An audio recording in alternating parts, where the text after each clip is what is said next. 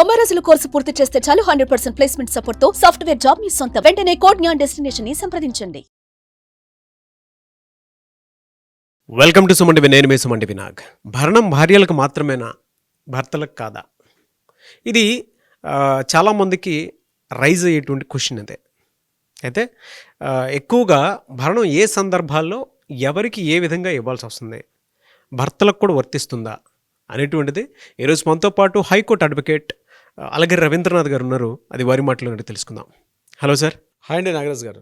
Sir, భరణం అనేటప్పటికీ చాలా కొంతమందికి ఏంటంటే నీరసం వస్తుంది, అబ్బా అనేటువంటి ఇది అనిపిస్తుంది. ఎందుకంటే అది ఆ పెయిన్ చూసేటువంటి వాళ్ళకి మాత్రమే తెలుస్తుంది. కొంతమందికి ఏంటంటే ఇది రాకపోతే నీ అంతు చూస్తా అనుకునేటువంటి స్థాయికి కూడా వెళ్ళిపోయేటువంటి సిచ్యువేషన్స్ చూస్తూ ఉంటాం. అంటే ఇన్సిడెంట్స్ అలా ఉంటాయి. భార్యాభర్తలుగా ఉన్నప్పుడు వాళ్ళకి 1,00,000 ప్రాబ్లమ్స్ ఉంటాయి. But when it comes to ఈ భరణం అనేటువంటి టాపిక్ వచ్చినప్పుడు అటువైపా ఇటువైపా అనేటువంటి దాని వైపు కనుక మనం చూసుకుంటే, అంటే ఇది ఇప్పుడు రెండు వైపులా పదునుగా ఉండేటువంటిదా అనే క్వశ్చన్స్ అయితే వస్తూ ఉన్నాయి. భర్తలకు కూడా భరణం ఉంటుందా? ఒకవేళ ఇస్తే ఏ సందర్భాల్లో ఇవ్వాల్సి ఉంటుంది? భరణం అన్నది అది ఆభరణమా, భరించలేకుండా ఉండేటటువంటిదా? 1980, 1970, 1990 ఇటువంటి దశకాల్లో ఏం జరిగిందంటే, స్త్రీల యొక్క విద్యా వ్యవస్థలో స్త్రీల యొక్క విద్యా ఉద్యోగాల్లో స్త్రీల యొక్క ప్రాతినిధ్యం చాలా తక్కువగా ఉండేది. అటువంటి సందర్భాల్లో మ్యారేజ్ చేసుకున్న తర్వాత మహిళలకి పూర్తిగా వాళ్ళ అశక్తులు కాబట్టి వాళ్ళని కూడా సరైన పోషణ రక్షణ భాగంలో భాగంగా వారికి ఈ భరణం అన్నట్టు మనోవర్తి అంటారు, భరణం అంటారు, ఇది ఇచ్చే ప్రయత్నం చేసింది కోర్టులు చట్టాలు. అయితే మారుతున్న కాలక్రమంలో ఈరోజు 2025కి మనం వచ్చిన సందర్భాల్లో కూడా అప్పటి పరిస్థితులు ఇంకా ఉన్నాయా? ఈ విషయం మీద ఇప్పటికి కూడా చాలా చర్చలు జరగాల్సిన అవసరం ఉంది. దీని మీద చట్టసభలు ఇవన్నీ కూడా ఆలోచిస్తున్నాయి. నేను ఆ విషయంలోకి వెళ్ళదలుచుకోలేదు. సో ఇప్పుడు ప్రజెంట్ మన చట్టాలు ఏం చెప్తున్నాయి భరణం విషయంలో అంటే, ప్రధానంగా పురుషుడు అంటే హస్బెండ్ తన భార్యకి తన పిల్లలకి వాళ్ళ పోషణ నిమిత్తం ఎంతో కొంత విడిపోయిన తర్వాత, ఇక్కడ డివోర్స్ వేరు, జ్యుడిషియల్ సెపరేషన్ వేరు, మెయింటెనెన్స్ వేరు. అంటే 498 సెక్షన్ పెట్టిన తర్వాత భార్యాభర్తల మధ్య గృహహింస యాక్ట్ చట్టాలు అవుతున్నప్పుడు అది చట్టంలో ఉండటం, అంటే అది ఇంకా కోర్టు ట్రయల్స్లో ఉన్నప్పుడు కూడా మమ్మల్ని పోషించే బాధ్యత ఉందని చెప్తే మెయింటెనెన్స్ యాక్ట్ని మళ్ళీ మనం సెపరేట్గా వేసుకుంటాం. మెయింటెనెన్స్ ఇవ్వమని చెప్పి సెపరేట్గా వేసుకునే హక్కు స్త్రీలకు ఉంటుంది. అయితే మీరు అడిగిన క్వశ్చన్లో భాగంగా ఇది కేవలం స్త్రీలకే ఉంటుందా, పురుషులకు కూడా ఉంటుందా? అవునండి, కరెక్ట్, పురుషులకు కూడా ఉంటుంది. ఏ సందర్భంలో పురుషులు కూడా మెయింటెనెన్స్ భార్య నుంచి కూడా పొందే హక్కు ఏ సందర్భంలో ఉంటుందంటే, ఒకవేళ భార్య కాస్త మంచి ఆస్తిపర్రాలు, లేకపోతే మంచి ఇన్కమ్ సోర్సెస్, కాస్త పెద్ద కుటుంబంలోంచి, అంటే కంపేర్డ్ టు ద భార్యాభర్తల మధ్య భర్తకి ఇన్కమ్ చాలా తక్కువ ఉండి భర్తకి ఇన్కమ్ లేని సందర్భంలో భార్య మంచి ఉద్యోగస్తులు హై ప్రొఫెషనల్ నుండి మంచి ఇన్కమ్ బాగా సంపాదించుకున్న సందర్భంలో భర్త కూడా కోర్టుకు అప్పీల్ చేసుకోవచ్చు. నాకు భార్య మూలకంగా నా యొక్క మెయింటెనెన్స్ నాకు పిల్లలకి సరిపోవట్లేదు కాబట్టి నాకు మెయింటెనెన్స్ ఇవ్వమని చెప్పి భార్య పైన కూడా మెయింటెనెన్స్ వేసుకునే హక్కు భర్తకు ఉంది ఇక్కడ కూడా. సో భరణం కేవలం మహిళగా కాదు, భర్తలకు కూడా ఉంది. అయితే భార్య ఉద్యోగస్తులై ఉండాలి, భర్తతో కంపేర్ చేస్తే ఎక్కువగా ఉండాలి.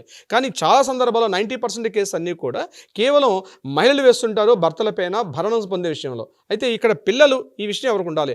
పిల్లల యొక్క బాధ్యత పోషణ భార్యాభర్తలు చెరిసగం కాబట్టి ఇక్కడ పిల్లల యొక్క పోషణ విషయానికి వచ్చినట్లయితే, అమ్మాయి ఉన్నట్లయితే అమ్మాయి కేవలం ఉద్యోగం వరకే కాకుండా 18 ఏళ్ళనే కాకుండా అమ్మాయికి పెళ్ళిడు అంటే 21 years వచ్చేదాకా కూడా ఆమెను మెయింటైన్ చేసి ఆ పిల్లల్ని చూసుకునే బాధ్యత కూడా భర్త పైన ఉంటుంది.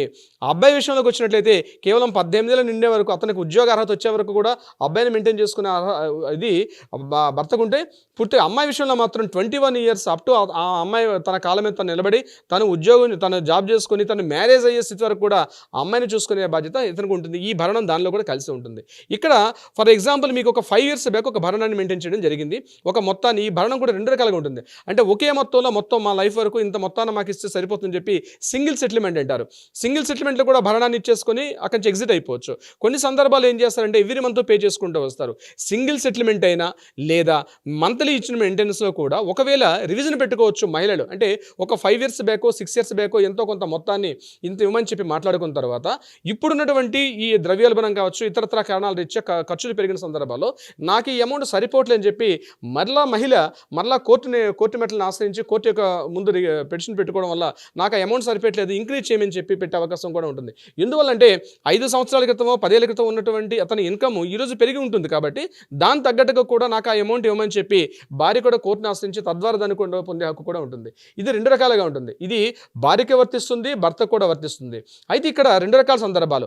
భార్య పునర్వివాహం చేసుకుంది అనుకోండి, అంటే తనతో డివోర్స్ అయిపోయి భార్య ఆ భర్తతో విడాకులు పొంది, అంటే విడాకులు తీసేసుకొని మెయింటెనెన్స్ ఇస్తున్నారు, కానీ భార్య రెండో మ్యారేజ్ చేసుకుంది, ఇంకొకరిని మ్యారేజ్ చేసుకున్నప్పుడు అప్పుడు మెయింటెనెన్స్ ఆటోమేటిక్గా డిఫాల్ట్ కట్ అయిపోతుంది ఆ భార్యకి ఇవ్వాల్సిన మెయింటెనెన్స్. అయితే ఆ భార్య రెండో మ్యారేజ్ చేసుకున్న విషయాన్ని కోర్టు ముందు సబ్మిట్ చేసిన అవసరం ఈ భర్త చేతుల్లో ఉంటుంది. ఇదే విషయం సేమ్ భర్త కూడా వర్తిస్తుంది. భర్త భార్యలు విడిపోయిన తర్వాత భర్త రెండో వివాహం చేసుకున్నాడు, భార్య మెయింటెనెన్స్ ఇస్తూ ఉంది. భార్య ఇందాక నేను చెప్పినట్టుగా భార్య మెయింటెనెన్స్ ఇస్తుంది. భర్త ఇంకో వివాహం చేసుకున్న తర్వాత భర్త రెండో వివాహం చేసుకున్నందుకు గాను భార్య మెయింటెనెన్స్ ఇవ్వాల్సిన అవసరం లేదు, భార్య అక్కడ కట్ చేసుకునే అవకాశం ఉంటుంది. అంటే మ్యారేజ్ చేసుకున్న సందర్భంలో కానీ ఇతరత్ర కారణాల రీత్యా కంప్లీట్గా ఎన్ని సంవత్సరాలు చేయాలి అంటే లైఫ్ లాంగ్ చేయాల్సిన అవసరం ఉంటుందంటే లైఫ్ లాంగ్ చేసే అవసరం అయితే ఉండదు. ఇంకొకటి, మధ్యలో వాళ్ళకి ఏదైనా ఆరోగ్య సమస్యలు ఇతరత్ర ఏదైనా క్రానిక్ డిసీజ్ వచ్చే సందర్భాలు ఉంటే ఈ భరణాన్ని ఇంక్రీజ్ చేసుకునే అవకాశం కూడా ఉంటుంది. అది కోర్టు ద్వారా కూడా దాన్ని పొందే హక్కు ఉంటుంది.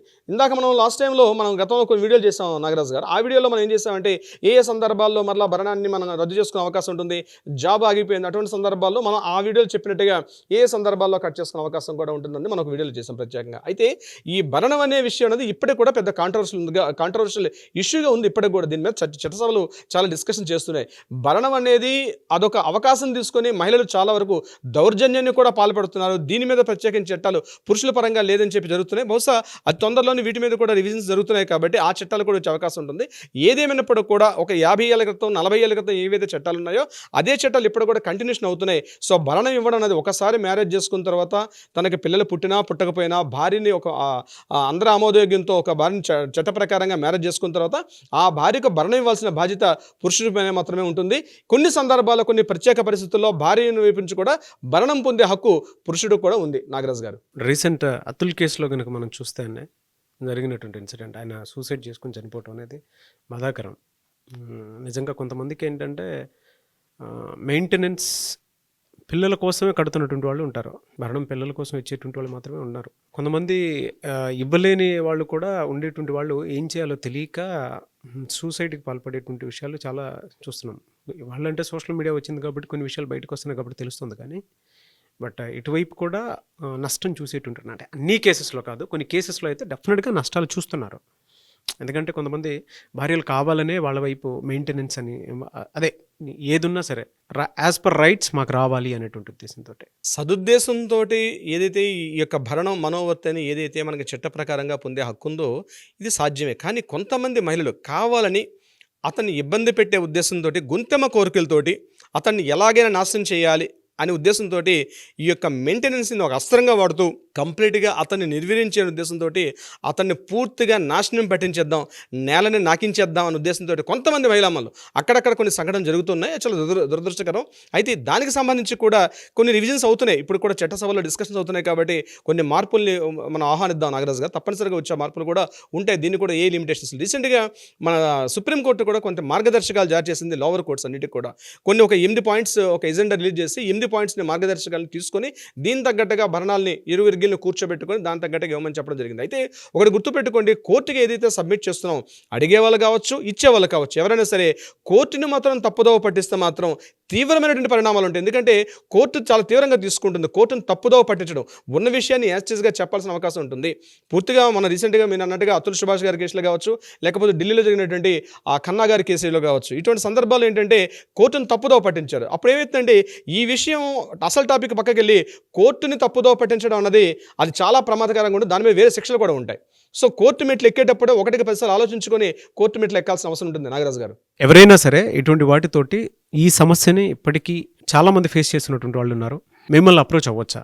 తప్పనిసరిగా నాగరాజు గారు, కింద స్క్రోల్ అవుతున్న నెంబర్కి ఇమ్మీడియట్గా మీ చేతిలో ఫోన్ తీసుకొని కాంటాక్ట్ చేయగలిగితే మీకు ఎటువంటి సమస్య ఉన్నా, అటు స్త్రీలైనా పురుషులైనా, అంటే మెయింటెనెన్స్ ఇచ్చే వాళ్ళైనా మెయింటెనెన్స్ తీసుకున్న వాళ్ళైనా, మీకు ఎటువంటి సమస్య ఉన్నా ఇమీడియట్గా న్యాయపరంగా ఒక సలహా సంప్రదింపులు కావాలంటే తప్పనిసరిగా కింద కాంటాక్ట్ అవుతున్న నెంబర్ని కాంటాక్ట్ చేయగలిగితే మన లీగల్ టీం వాళ్ళకి అప్రోచ్ అవుతారు.